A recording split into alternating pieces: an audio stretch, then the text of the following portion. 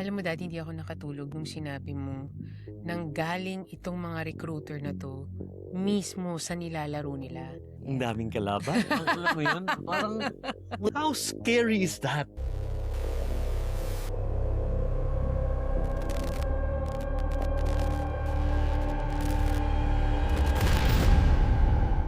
Naalala niyo ba yung dalawang estudyante na umatake sa kanyang mga kaklase nitong umpisa ng school year?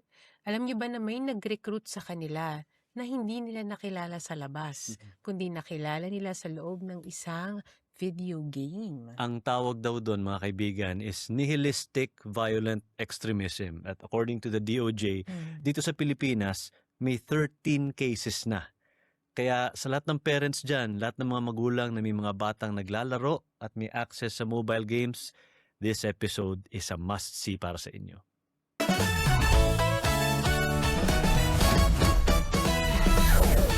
Alam mo dati hindi ako nakatulog nung sinabi mo nang galing itong mga recruiter na 'to mismo sa nilalaro nila.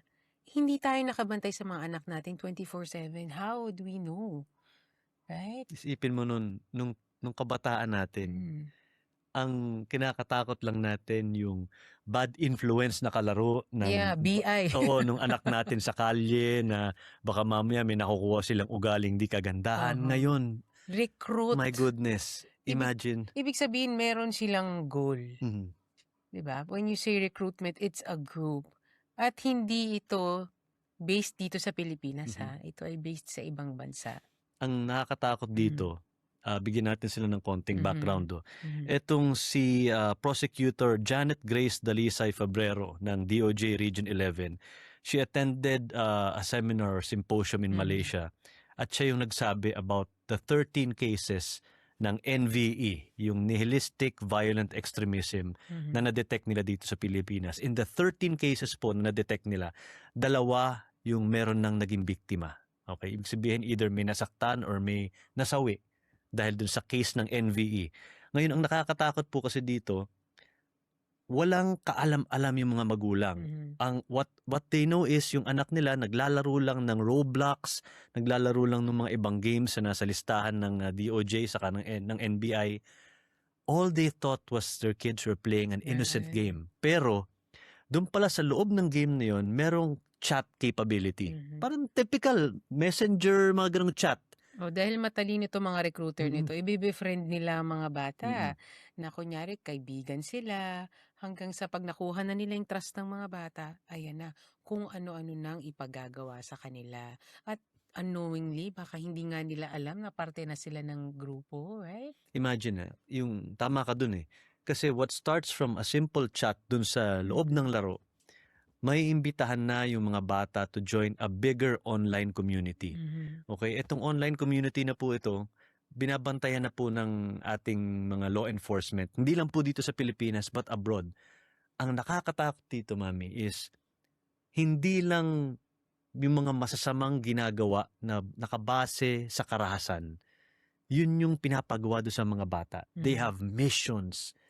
They have, alam mo yun, na wala namang direktang makukuha yung mga bata na pera or what. Naiengganyo lang sila to do it out of dare, out of be part of the community, be cool. Be cool, Oo. para ano sila, belongingness Yes. yan. And ang hindi natin namamalayan itong mga anak natin akala natin safe at home, nandito lang naman sa bahay, naglalaro, hindi naman nagbabarkada. Pero mas masama pala yung nangyayari sa kanila sa loob ng kani-kanilang mga bahay. Sipin mo, ito po, there was a case na sinabi dito sa Calamba, Laguna. 7 teenagers po, they planned po ibig sabihin, talagang meron silang detalyadong paraan paano isagawa yung atake nila sa eskwelahan. It was thwarted yung gagawin nila bago nila na isagawa. But what was found out is nagsimula ito dahil na-indoctrinate sila, na-influensyan sila through Roblox. Yeah. Roblox, imagine kung alam niyo po kung ano yung game na yan. It looks so basic, it's very colorful, very entertaining, it's a whole world na lalaroin nyo. Pero Mhm. nandun pala sa loob nun, a small detail in Roblox that allows people from outside to contact yung bata, kausapin yung bata, personally tell the children directly kung anong kailangan nilang gawin. Hmm. How scary is that? Parang hindi ko matanggap na posibleng katabi ko yung anak ko. Mhm. May And kausap na palang gano'n, yes, ng mga delikadong mga tao. my goodness, di ba? At ano yan, eh, ang nangyayari kasi since itong mga batang ito, mga walang kamuwang-muwang, alam mo yun, eventually itong mga nakakausap nila, nagiging mentors na nila. And then yung mga kaalaman na hindi naman dapat nila alam, binabahagi na nila and they become their idols. At merong mga pangyayari na nakaraan, let's say violence, they wanna try to reenact them. So, they do it inside the game and eventually gagawin na nila sa labas ng game, which is, saan ang una? Paaralan. Mhm. Kaya nung pagpasok nga nung school year, ang dami niyan. Sabay-sabay sila, At parang in a span of 1 week, parang yun yung balita. Yeah. Kundi namaril, nanaksak. I'm like, ano nangyayari? Nakakatakot. Ako guilty ako eh. Mm. I tried to persuade myself Mm. na gusto kong tinry kong pinaniwala yung sarili ko na hindi, napapanood natin sa Amerika lang mangyayari yan. Hindi tatawid sa Pilipinas yan, hindi tatawid sa Asia yan. But guys, sadly it's here. Mhm. And it's a reality. Nangyayari na po. Dumadalas na po yung mga cases. And tama si Hazel eh. Yung what they found out was yung mga kabataang Pilipino. Pilipino po itong mga batang to ha. Ginagaya yung mga napapanood nila sa balita na namaril sa Amerika, nanaksak sa Mm. Amerika. Mm. And hindi po ito wala pong political flavor po ito. Buti sana kung ganun eh. Tanggap ko pa nga yun eh, yung kakausapin ako na tinatry akong pumanig dito sa political party na to, pumanig dito sa politiko na to. That's normal eh. Hindi, kaya nga kasi kung isipin mo, ano ang goal mo? Bakit mo Yeah. ginagawa yan? Right? Ikaw, para manakit ng ibang tao, dapat may extreme hatred ka. Dapat may ginawa na matindi sa'yo. Right? Pero, bakit parang yung iba randomly na lang or nadamay na lang? Mhm. Kasi yung unang case na nabalitaan natin, it was because of bullying. Mhm. But hindi naman eh. Parang hindi napatunayan yung anggulong yun Yeah. eh. Right? Ang nakita, ayun nga, yung influence that they get from these games. So, nakakapangamba. Lalo na itong mga batang ito, alam mo yun, dinidevelop pa lang nila yung sense of belongingness, yung morality nila dito pa lang talaga na pagtitibay. Mhm. And then yun yung mga nagga-guide sa kanila, which is so wrong, right? Yung nakakatakot kasi dito, okay, they play the game, makikita nila yung violence dun sa gameplay, yung Mhm. paraan ng paglalaro ng game. But it doesn't stop there eh. Right. Ang mangyayari kasi habang nilalaro nila, na-pick up na nila yung violenting side ng laro, may kakausap pa sa kanila to tell them na, hey guys, pwedeng gawin sa totoong buhay yan. Ganito gawin nyo. Yeah. Okay? So papakinggan na nila. And yung kausap nila ngayon will make it sound cool, will make them believe na okay, pag ginawa niyo yan, you'll be part of a bigger community ng mas maraming taong gumagawa niyan. Lalabas na sila dun sa game ngayon. At dahil may access sila dito or sa tablet, sasali ngayon sila dun sa mga grupong sinasabi nila. Imagine na, yung name ng group is No Lives Matter. Hmm. 'Di ba? Doon pa lang sa pangalan ng grupo, alam mo na wala silang respeto sa kahit sinong tao, wala silang pagpapahalaga sa buhay. All they want talaga is to spread chaos and spread harm. Mhm. And they're talking to our kids. Right. These are how scary is that? Ako natatakot ako, to be honest, because 'di ba in the last episode sinasabi natin hindi naman natin kayang bantayan yung mga bata 100% of the time. But how do we shield them from these kinds of things? One is probably, huwag mo na silang bigyan ng access Mhm. to those kinds of games, di ba? But, okay, um, aminin natin na marami pa rin sa ating mga kabataan, actually even adults, meron pa rin itong mga Roblox, Mhm. ganyan.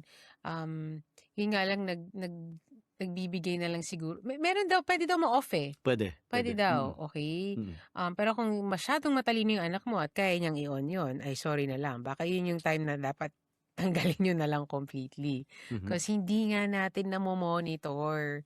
Hindi natin kilala ang mga kausap ng mga anak natin. At lalo kung kayo ang magulang na 9 to 5 nasa labas, uuwi gabi, paggising niyo nasa eskuwelahan na hindi na kayo nakakapagkita, ay napakadelikado po talaga Mhm. ng mga games na ito. Matalino na mga bata. Alam niyo, Hmm.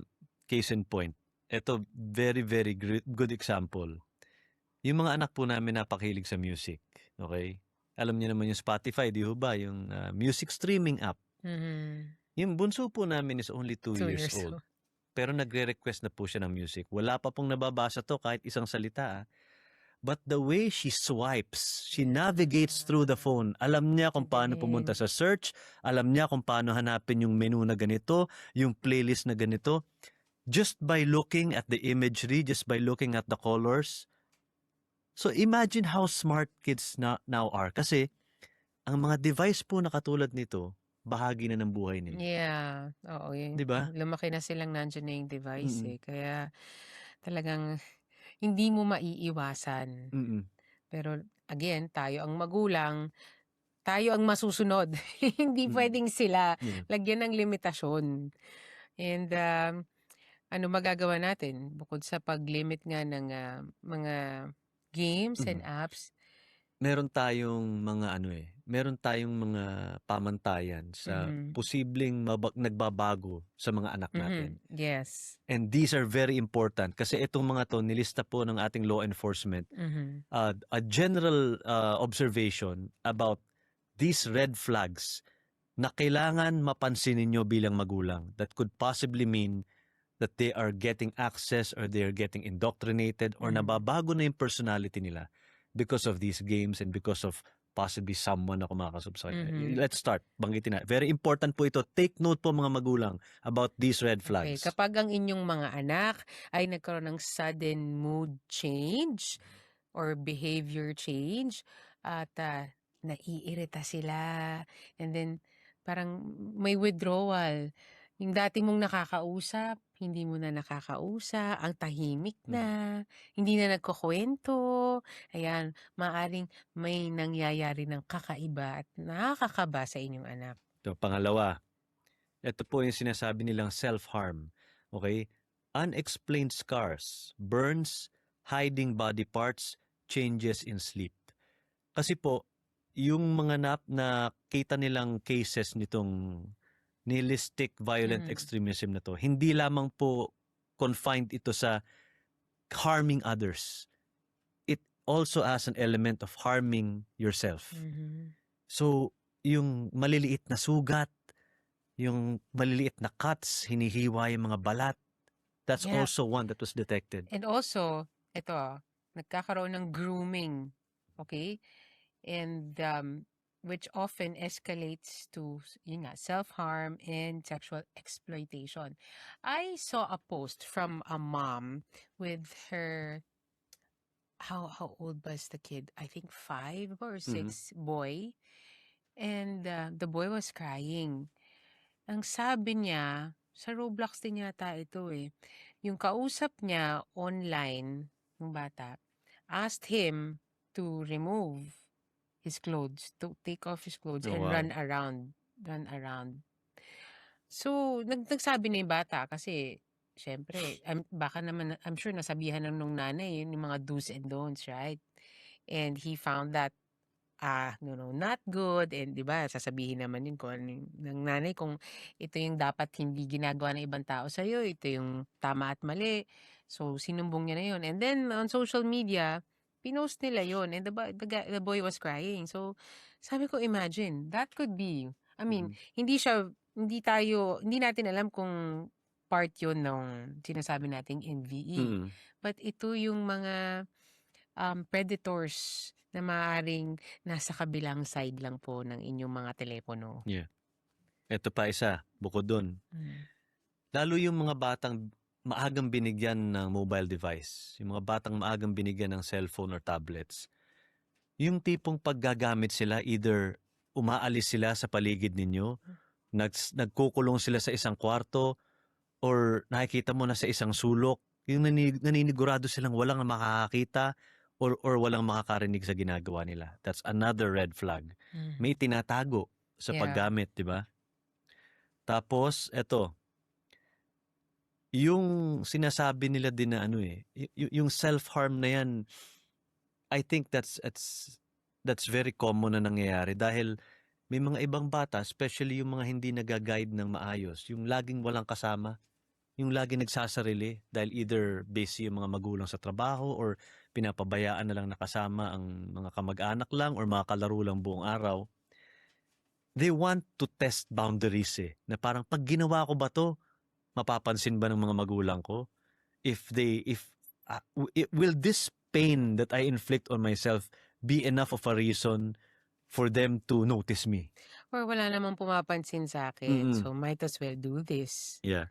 Right? So yun po, tandaan po ninyo yun yung nabanggit po namin. So that's 5 red flags that kids who were exposed to these violent games and this nihilistic violent extremism exhibit. Ito po yung mga 5 na red flags na mga magulang, mapapansin nyo lang po yan if you spend time to pay attention to your kids.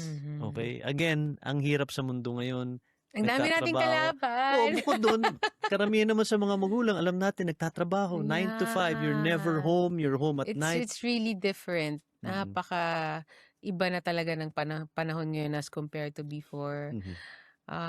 Hindi lang tayo ang nagpapalaki sa ating mga anak, right? So make sure na ibalik natin doon tayo ang masusunod, tayo magpapalaki, hindi ay ang mga telepono, Yeah. hindi yung mga games, at ito na nga mga bago nilang kausap. So what can we do, right? Yeah, okay. Limit natin ang telepono. Ano ba yung mga pwede nating gawin? Okay, ito, tandaan nyo rin po ito. Please take note, okay? Lalo sa ibang magulang na hindi naman masyadong techie, at least ito mong mga parts na to, you have to know, okay? Ito yung tinatawag nilang practical non-invasive vigilance. Ibig sabihin, alamin nyo po yung mga platform na ginagamit ng mga anak ninyo. Alamin nyo kung sino ang nasa friends list ng mga anak ninyo. Hindi naman siguro ganun karami pa yung mga kaibigan yan. You should know kung sino talaga yung totoong kaibigan nila at hindi. And yung mga devices na gamit nila, keep them in a shared space. Ibig sabihin, dapat may access kayo sa platforms. At dapat hindi nila tinatago yung use ng mga device at ng mga platforms na yun sa inyo. Okay? Another one is open, ongoing conversation over outright surveillance. Ang nangyayari kasi, pag pinipigilan mo ang isang bata sa paggamit, lalo silang magtatago, Yeah. lalo nilang pipilitin kang dapat meron ako nito, nagre-rebelde na. So mas magandang may open communication kayo, i-explain mo. Now, if you really want to play that game, may restrictions tayo. May oras, dito lang sa shared space. Sorry, pero wala na munang online component. Wala nang kakausap. Because ito ang mga nangyayari, ipaliwanag nyo sa inyong mga anak. Next, alamin nyo po where to report or saan makakakuha ng tulong in case may ma-detect kayo doon sa mga nabanggit namin na red flags or may nakita na kayong signs that your child is getting bombarded by all this negativity, okay? Meron po tayong help desk po sa Department of Justice, meron po sa Philippine National Police Anti-Cybercrime Group, and ito po mga organizations ito regularly, lalo ngayon naglalabas sila ng mga posts, ng mga guides, ng mga reports about cases connected to nihilistic violent extremism. So, alamin niyo po yung mga yan because sila po ang nakatutok sa mga nangyayaring kaso, sila yung nagbibigay sa atin ng mga guides on how to detect, and sila yung talagang organized by the government to try and thwart itong mga nangyayari mga ito. Pero gusto ko lumabas sa mga games na yan, ano? Do you think okay ba na pinapapanood natin ang ating mga anak ng balita tuwing gabi? Dahil napupulot po nila lahat ng mga, I'm sorry, but puro patayan, 'di ba? Lahat ng negatibo napupulot nila sa balita sa gabi. Do we allow them to watch news? I would rather not. Yes. I'm sorry. Yeah. I'm Kasi sure medyo strange na bilang tagapagbalita. Ayoko manood yung maybe not now, maybe pag alam ko na yung mind nila is yung judgment strong. nila Oo. okay na, 'di ba? Ano yun eh? Kasi hindi lang yun eh. Mhm. Hindi lang naman dahil dyan sa mga online games. It's holistic eh. Kung ano yung nakikita nila, gagayahin Yeah. nila. Because they're kids. And di nga, paggrabe na nga ng paggrabe yung mga nangyayari sa paligid, parang nagiging normal na nga lang. Ang sabi nga, nito lang, recently din, I saw a post, I think in Davao, may nangyari ulit na hinampas ng libro ang Mhm. isang 8-year-old ba? 8-year-old or grade 8, hindi ko Mhm. maalala.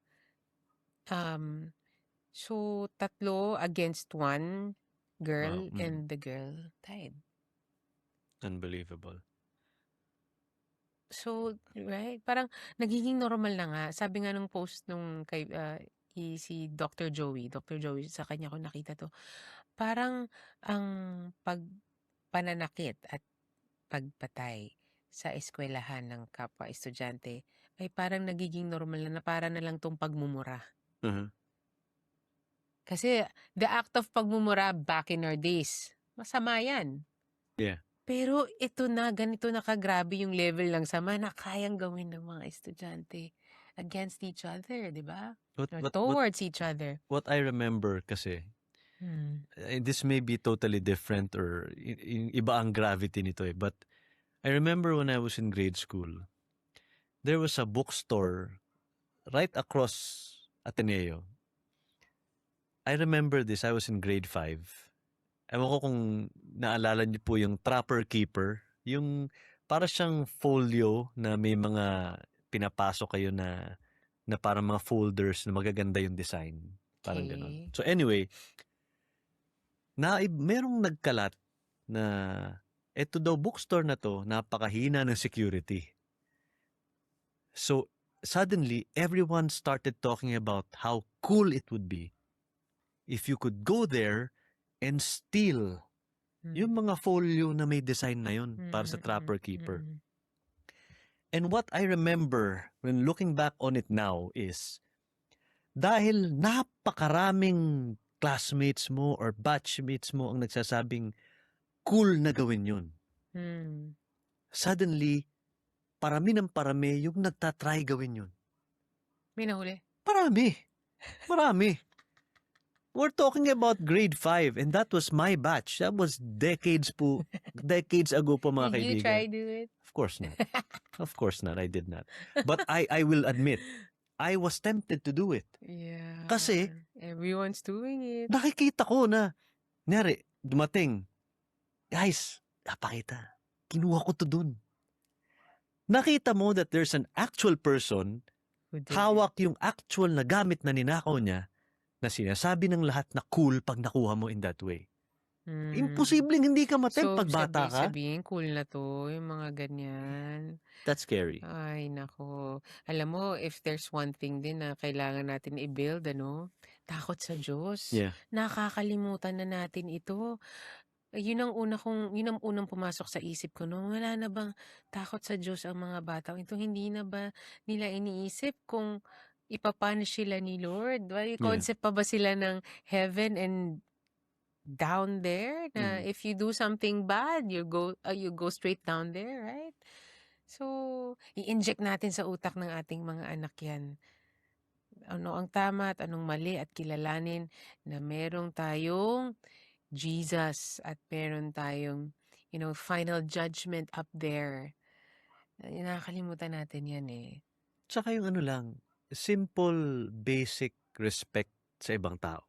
Oh my gosh, Alam mo yun? sorry hindi lang po sa mga bata hanggang sa matanda. Ito nga baka nga nakikita kasi ng mga bata sa matatanda na wala nang respeto ang bawat isa. Right? Things as simple. Alam mo yun, start with the small things.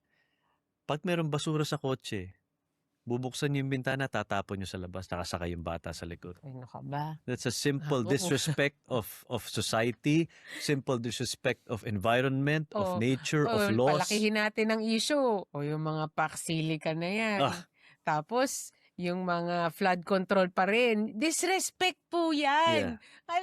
Disrespect mo yung kapwa mong ninakawan mo na dapat bigyan ng hustisya, dapat ibalik yung pera. Tapos, yun nga, environment. Mapopollute pala. I've been reading, no? Mapopollute pala yung area na tatayuan nun. And Disrespect napakaraming yun. tubig din pala ang ubusin. Ito pa, yung siniwalat ni Miss Cara David Mhm. na pag-imbak ng basura sa Subic. Yeah. Disrespect na nakikita ng mga bata na, uy, okay lang palang gawin tong mga bagay na to. Right? So, ituro natin ng tama because sa atin nakatingin ng mga bata. Kaya nila nagagawa yan. Parang sponge sila Mhm. Right? So, itama natin because they're the future. We don't want them, oh my gosh, to be worse and worse than this. Sipin mo if they can absorb all those bad things, kung kaya nilang isapuso lahat ng mga violenteng tinuturo sa kanila nitong mga NVE na ito, ibig sabihin, ganun din kabilis nila kayang i-absorb yung mga mabubuting bagay, mabubuting asal, yung mga bagay na ikabubuti nila, ng pamilya nila at ng sambayanan, di ba? Again, ang mga magulang po, make time to know your kids. Make time to notice their world. Okay, hindi pwedeng, magulang kami, tatrabaho lang kami, bahala kayo Ito dyan. nga, We will sabi ko provide nga. for you, that's it. I'm sure we parents are frustrated sa nangyayari sa lipunan natin. And syempre tayo mga magulang, we try our best to shield our kids. But hanggang kailan natin gagawin yun? Because we need to prepare them kung ano talaga yung real world. Yeah. Yung isang araw iniisip ko to We can only shield them siguro hanggang sa ganitong edad. But eventually, they need to learn na ito ang totoong nangyayari sa labas. Na you have to be ready when faced with, different kinds of people. Yun nga, sabi ko nga kay Sandrine, sa'yo, iba, ang test na ng outside world is going to the big school. That's where it starts. Kaya habang nandito sila sa bahay at may time tayo na kausapin sila, pangaralan natin sila ng pangaralan. Kahit nakakarindi na, ay tingin ko naman, ay tumatagos naman yan sa ating mga anak. We need to remind them. Ang daming kalaban. Alam mo yun? Parang, wait lang guys. Taga mo na parang, I'm not saying my parents had it easy nung pinapalaki nila kami but I don't know. You know what? I wanna ask my parents about this. Maybe you should ask your dad too. Hindi, daddy nga. Iba na alam mo iba yun? nga. Hindi mo pwedeng i-compare yung paraan ng pagpapalaki nila noon sa paraan ng pagpapalaki ngayon. Tapos marinig mo pa, iba na mga bata ngayon. Ito, pag nagkikita-kita kami ng mga amigas, mga kapwa ko, kaibigan na may mga anak na rin. Abay, hindi na nakukuha sa ganun ang mga bata Wala. ngayon. Tititigan ka din. Tapos kapag sinabihan mo, may sagot na rin. Oo. Ang talino sumagot. Bay tayo pagka nakitaan ng magulang natin ng tumaas yung tsinelas o tumaas ang hangin ng Sumasagot ka ganun. na? Tigil. Ngayon, hindi na. Iba na nga. Bakit nga? Question mark, and that ends. Di ba? Okay, Help us. marami pong nakakatakot. Okay, pero I would like to believe na mas marami pa ring kabutihan na nasa mundo na pwedeng, maging impluwensya ng mga anak natin. If we allow those good things to influence them. Again, nasa sa atin pong kamay on how much we want our kids to see at an early time, kung ano po yung papayagan nating maging driving influence sa mga personalities nila, yung mga hilig nila. But if we are not vigilant to the world na kinalalagyan nila, may makakalusot. And it might be too late pag pinalusot natin yun. Yeah. That's the scary part. And I don't want to be that kind of a parent. Ayoko yung, di ba pinag-usapan natin, ayoko yung masyadong Yeah. ginagano natin sila. Ayoko rin naman yung masabing, go ahead, do whatever you want. Balance lamang. Nandun po yung challenge eh. Kung saan yung midpoint na yan of giving them enough freedom at the same time guiding them enough. Guiding them the proper way. And I know every day, hinahanap natin yung balance na yun. Yeah. Mm. So, as much as we can, let's speak goodness, right? Ipakita natin, yeah. Are you listening? Oh, you're Yeah. listening. Nandyan po si Sandrine. Nakikinig po sa amin. Yung mukha niya parang, Oo, sasasabi nitong mga to. Oo, pero nakikinig yan. O katulad yan. Yeah. Na-absorb nila yan. Akala nyo lang hindi. Akala nyo pag nagsasalita kayo ng malalim, hindi nila nagigets yan. Nagigets po nila yan. Magugulat ka, Wanti, uulitin pa sa'yo. Di ba? We want to know, ano po ba yung reaction nyo doon sa mga nababalitang ganito? Number one, what did you think about when you heard nihilistic violent extremism for the first time? Na meron palang ganyang klaseng something. Narinig nyo na, I'm sure narinig nyo na about the games eh. But to have this big, crazy, evil community behind it, ano pong naisip ninyo nung narinig nyo yan? And tell us how you're trying to make sure na okay yung mga anak ninyo. I think I saw in some of the posts na mga Roblox users, the older ones, and even those who were playing games na mga old games pa before Roblox, sinasabi nila na hindi naman siya totally masama. Yeah. But again, pag bata na nga kasi ang may hawak, hindi pa nila nagagrasp fully yung judgment nila kung sino yung tama, sino yung maayos at hindi na mga kausap nila online. Yeah. Kasi ikaw malalaman mo yun bilang you're old enough. Yeah. You would know kung saan papunta tong mga usapan na to eh. Pero as kids, they don't know. They just say yes to everything, especially if these predators have gained their trusts. Hindi lang to sa games ha. Pati yung mga social media platforms. Nagkalat po yung mga yan. Kung pwede po, kung bata pa yung mga anak ninyo, huwag nyo na munang bigyan ng cellphone. Kung bibigyan nyo man, huwag nyo bigyan ng access to the internet. Keep their games within the device. Keep them away from chat groups. Keep them away from message boards. Don't allow other people to talk directly to your kids through these. Huwag muna. Wag muna. It will do more harm than good. Maniwala kayo sa amin. It's scary. I mean, ito Ikaw, nga. anong edad mo i-allow? 18. I'm sorry. Usap tayo pag 18 na. Alam ko magwawala yan. Alam ko by the time na nasa high school na yan. But everyone, they have phones na. Ako na lang yung wala. Buong barkada ko, daddy, meron. Sorry. I mean, I'm sorry. It's just, I'm gonna give you a phone, but I won't give you access to all of that. I'm just too scared. Hindi ko talaga kaya. Wala kang tiwala sa akin. Meron. Doon sa mga tao sa paligid mo. Ito lang, ganito lang kasimple yun. Pag nakaupo kayo dyan, nasa park kayo. Okay, naglalaro yung mga bata. Merong adult na lumapit sa anak mo or tumabi sa anak mo. Di ba doon pa lang parang, whoop, red flag. Duda ka agad, di ba? Lalo kung hinipo. O, ganun, di ba? And this is a person na nakakita mo, physically nakatabi ng bata, kausap yung bata. And we're talking about someone you don't know. Na hindi mo nakikita at hindi mo alam na kausap ng anak mo. Babaliw ako. It's just scary to think of. So, again, nasa kamay po natin, parents, on how to prevent these awful things from happening to our kids. Let us be involved with them. Alam ko, generation gap and all that is a factor. Pero di ba, just know your kids. Give time to your kids. Be involved in their world. Di ba? Anything from you?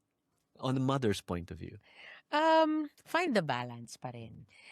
I'm one of the last in our class to have a phone. Mhm. Like everyone, they were in phones without antennas. Mine was Alcatel pa lang. So I know the feeling of Yun ba being yung mukhang candy? Yung may kulay? Alcatel. Oo. Mukha siyang safeguard. Yung okay, get. Naalala ko yun. Tapos sila, naglalaro na sila ng snakes. Snakes. Tama ba yung snake? Snake, oo. Yeah, yung snake mga lang, ganun, oo. snake. Mine was, wala. Walang game kasi 2 lines lang siya. So yung feeling nga na left out. Mhm. So dun mo kailangan balansehin. Mhm. Buti nga mabait ako, di ako nagrebelde. Mhm. Pero sana hindi ganun yung anak natin. But, 18 might be too late. Mhm.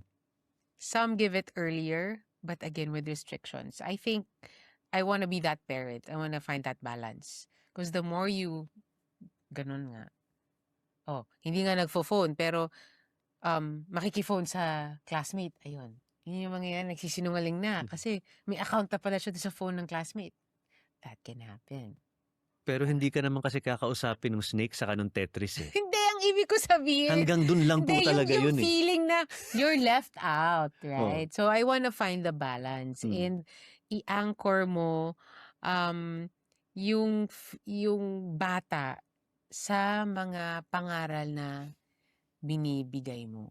Yeah. You wanna trust in that and find the balance again.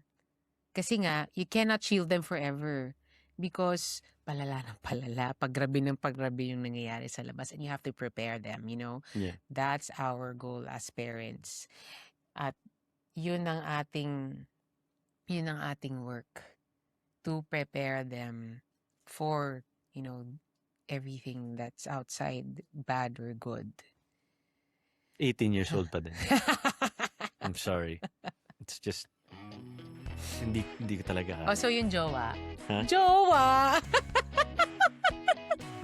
Kaya. Joke lang. Cute. Let's cross the bridge when we get there. Iba na yung usapan. Ibang level ng takot yung ginagawa mo. Magbabay na tayo. May 1 oras at... Sige. May 1 hour na yata. Thank you guys for watching the episode. Alam ko mabigat, but it's very interesting to know about all this NVE thing. So, again, give us comments. Tell us about what you learned from the episode. Kung meron po kayong mga gustong sabihin sa amin on how to deal with it and give advice to other parents kung paano masiguro na safe yung anak natin, not only here, but also on computers and other devices, please let us know. And again, be involved with your kids. Diba? Thanks guys. See you sa next episode. This is A-Mark the Podcast. We're done, Sandy. Yay. You wanna say hi?